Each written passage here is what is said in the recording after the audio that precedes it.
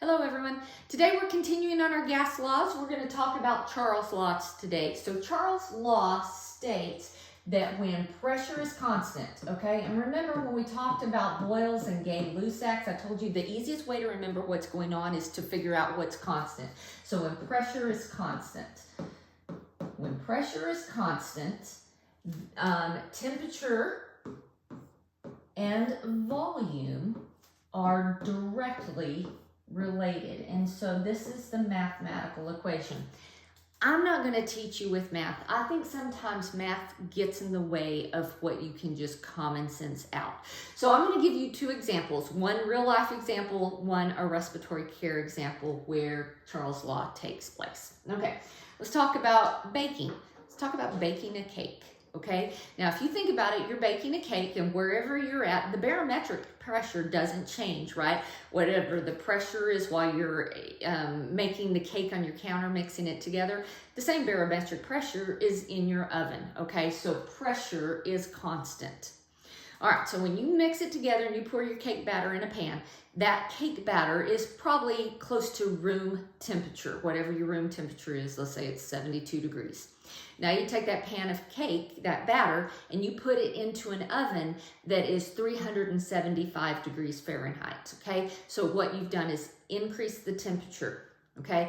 So Charles' law says when temperature is increased, volume's gonna increase. All right, so that cake batter has air bubbles in it, okay? And those air bubbles are pockets of volume of gas, right? So when we increase the temperature, those air bubbles expand, okay? The volume of the air bubble increases, and that's why the cake rises, all right? So we increase temperature, we're gonna increase volume, and our cake rises.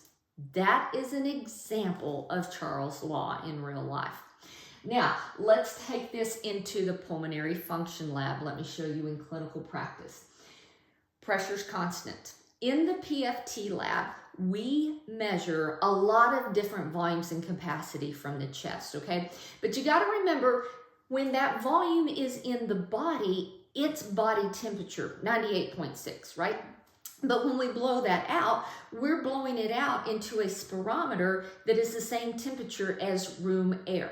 Okay, so we call these two different things, okay? So the body, when we talk about the volumes measured in the body, they are measured at body temperature, pressure saturated, okay?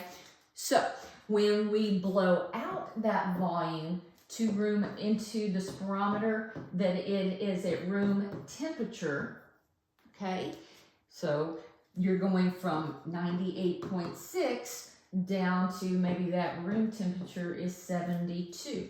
This is known as ambient temperature.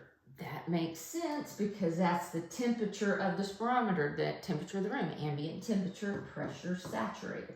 Okay, so let's say I take a great big huge deep breath in, we're going to measure vital capacity.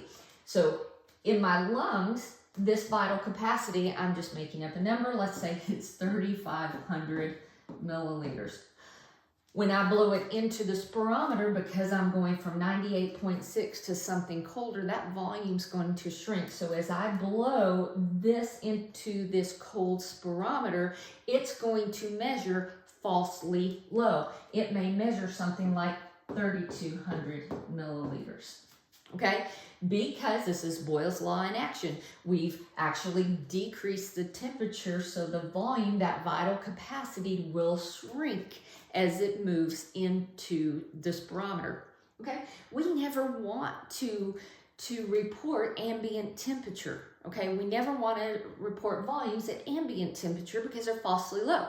We always have to convert those back to body temperature. Okay, but this is the effect of temperature on volume when that pressure is constant, okay? Because in the pulmonary lab, the barometric pressure doesn't change. All that changes is the temperature you're blowing into, okay? The temperature of the spirometer. Okay, so hope this makes Charles' law make more sense. See you soon.